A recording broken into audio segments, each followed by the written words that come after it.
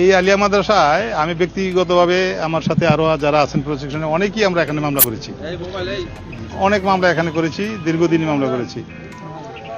তো আজকের যেটা শিডিউল সেই হিসাবে 10:30 কোর্ট এখানে বসার কথা।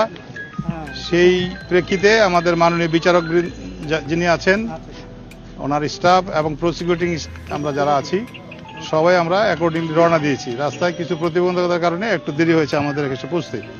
আর বিচারক মহোদয় যতটুকু শুনেছি তিনিও এক জায়গায় প্রতিবন্ধকতার সম্মুখীন হয়ে আছেন।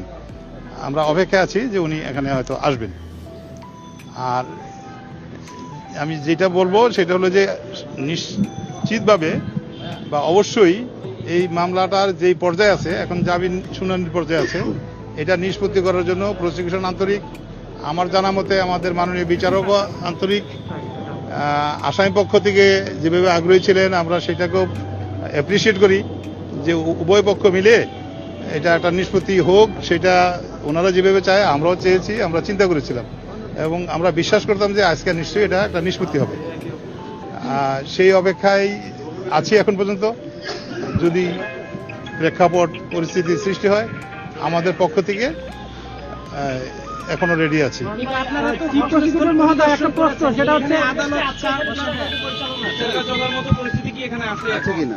ধন্যবাদ। আমিও তো এই সমাজের একজন মানুষ, আইনজীবী, আগে বলেছি এখানে অনেক মামলা করেছি। এইখানকার যে পরিবেশ পরিস্থিতি যেটা আপনারা দেখেন আমিও তাই দেখেছি। এটা বলার কি অপেক্ষা রাখে যে স্বাভাবিক অবস্থায় নাই? যেহেতু আগেই বলেছি অ্যাজ ইট ইজ শিডিউল্ড, যেভাবে নির্ধারিত ছিল, এবং বিচারক মহোদয় এখানে আসার জন্য আটক মানে প্রতিবন্ধকতায় আসেন।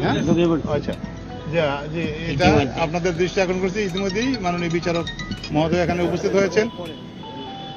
দেখি ওনার পক্ষ থেকে কি নির্দেশ আছে। আপনাদের কি মনে হয়েছে? আপনারা তো দেখেছেন কোথায় বসবেন, আপনারা বসতে পারবেন কিনা, কথা বলতে পারবেন কিনা, বিচার কাজ পরিচালনা করতে পারবেন কিনা?